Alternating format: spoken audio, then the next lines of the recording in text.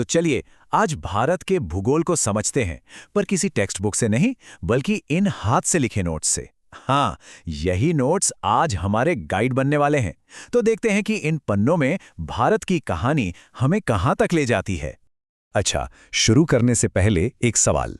भारत के नक्शे के बारे में हम सच में कितना जानते हैं? मतलब उसके शेप, उसकी बाउंड्रीज के बारे में। खैर, कोई बात नहीं, आज इन नोट्स की मदद से सब कुछ एकदम क्रिस्टल क्लियर हो जाएगा। तो ये रहे हमारे गाइड। इन पन्नों में जो जानकारी छुपी है ना, उसी के साथ हम भारत के एक छोर से दूसरे छोर तक का सफर करेंगे। चलिए देखते हैं ये साधारण से दिखने वाले नोट्स हमें क्या क्या सिखाते हैं। भारत के भूगोल में गहराई से उतरने से पहले चलिए कदम पीछे चलते हैं। आखिर ये जो शब्द है भूगोल या जियोग्राफी, इसका मतलब क्या है? इन नोट्स के हिसाब से जवाब बड़ा ही आसान है। देखिए कितना सीधा साधा जवाब है। हमारे नोट्स बताते हैं कि भूगोल दो ग्रीक शब्दों से मिलकर बना है। जियो मतलब पृथ्वी और ग्राफोस मतलब वर्णन। तो इसका मतलब हुआ पृथ्वी का वर्णन, है ना? एकदम सिंपल। और इस शानदार आइडिया का क्रेडिट जाता है एक यूनानी विद्वान एराटस्थनीज को। अरे भाई, उन्होंने ही तो पहली बार इसे एक अलग साइंस के तौर पर देखा और इसे नाम दिया जियोग्राफिका। यहीं से तो सारी कहानी शुरू हुई। ठीक है, तो भूगोल की डेफिनेशन तो समझ आ गई। अब जूम इन करते हैं और अपना फोकस लाते हैं अपने नक्शे पर, यानी कि भारत पर। दुनिया के नक्शे पर देखें तो भारत का पता ही है, एशिया महाद्वीप।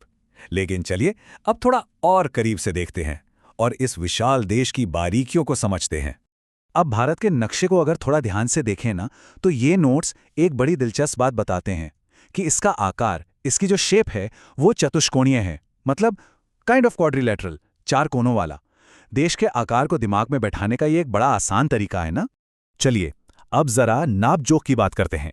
नॉर्थ में बर्फीले इंद्राकोल से लेकर साउथ में समुद्र तटीय कन्याकुमारी तक भारत की लंबाई है पूरे 3214 किलोमीटर।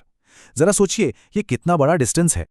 और अगर हम पूरब से पश्चिम की ओर चलें, मतलब जहां अरुणाचल प्रदेश में सूरज सबसे पहले उगता है, वहां के किबिथु से लेकर गुजरात के गोहर मोती तक, तो ये चौड़ाई है 2933 किलोमीटर। ये आंकड़े वाकई देश की विशालता का एहसास कराते हैं। और ये नक्शा, ये तो इन आंकड़ों में जान डाल देता है। यहां पर वो विशाल दूरियां साफ साफ दिख रही हैं जिनकी हमने अभी बात की, उत्तर से दक्षिण और पूरब से पश्चिम तक। सच में कितना विशाल है भारत। तो इन नंबर्स का मतलब क्या है? इसका सीधा सा मतलब ये है कि भारत पूरी तरह से उत्तरी गोलार्ध में है, यानी इक्वेटर के नॉर्थ में। और ये जो डिग्री और मिनट हमें दिख रहे हैं ना, ये ग्लोब पर भारत का एकदम पक्का वाला पता है। जैसे हमारे घर का एड्रेस होता है ना, बिल्कुल वैसे ही। यही कोऑर्डिनेट्स दुनिया के नक्शे पर भारत की लोकेशन को पिन पॉइंट करते हैं। भारत का नक्शा सिर्फ इसकी बाहरी सीमाओं से ही नहीं बनता। कुछ रेखाएं ऐसी भी हैं जो देश के बीचों बीच से गुजरती हैं। अब ये रेखाएं भले ही इमेजिनरी हों, पर हैं बहुत इंपॉर्टेंट। चलिए देखते हैं। इनमें सबसे फेमस है कर्क रेखा, द ट्रॉपिक ऑफ कैंसर। ये 23.5 डिग्री उत्तरी अक्षांश की रेखा भारत को लगभग 2 बराबर हिस्सों में बांट देती है, जैसा कि इस नक्शे में दिख रहा है। और ये सिर्फ एक लाइन नहीं है, ये एक पूरी यात्रा है। ये भारत के 8 राज्यों से होकर गुजरती है। गुजरात, राजस्थान, मध्य प्रदेश, छत्तीसगढ़, झारखंड, पश्चिम बंगाल, त्रिपुरा और आखिर में मिजोरम। दूसरी इंपॉर्टेंट लाइन है भारतीय मानक यामियोत्तर, मतलब इंडियन स्टैंडर्ड मेरिडियन। यही 82.5 डिग्री पूर्वी देशांतर की रेखा तय करती है कि पूरे भारत में एक ही समय हो। सोचिए, इसके बिना गुजरात और अरुणाचल के समय में लगभग 2 घंटे का फर्क होता। और हमारे नोट्स के मुताबिक ये रेखा 5 राज्यों से होकर गुजरती है। अच्छा, हमने भारत के अंदर की लाइंस तो देख ली। अब अपनी नजर थोड़ी बाहर की ओर घुमाते हैं और देखते हैं कि भारत की सीमाएं किन किन पड़ोसियों से मिलती हैं।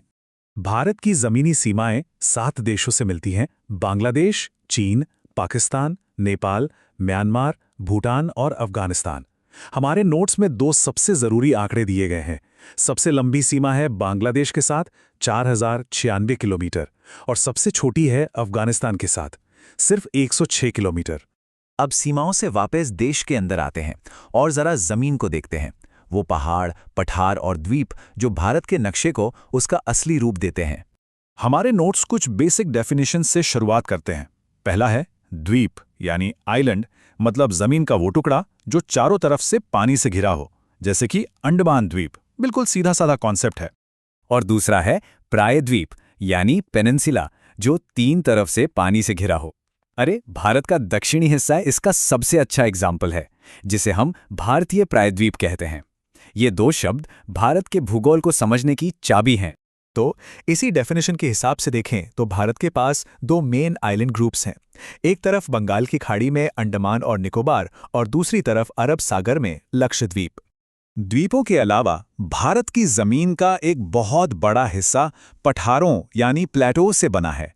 नोट्स में कई नाम दिए गए हैं, पूरब में छोटा नागपुर और मेघालय पठार से लेकर दक्षिण के विशाल प्रायद्वीपीय पठार तक। इससे पता चलता है कि भारत की जमीन कितनी डाइवर्स है। तो इन नोट्स के साथ हमारा ये छोटा सा सफ़र यहीं पर ख़त्म होता है। हमने भारत के आकार, उसकी रेखाओं और सीमाओं को समझा। अब आखिरी में एक सवाल छोड़ जाते हैं, इन सब में से भारत की वो कौन सी एक ज्योग्राफिकल फीचर है जो इसकी पूरी कहानी पर सबसे गहरा असर डालती है? ये सोचने वाली बात है ना?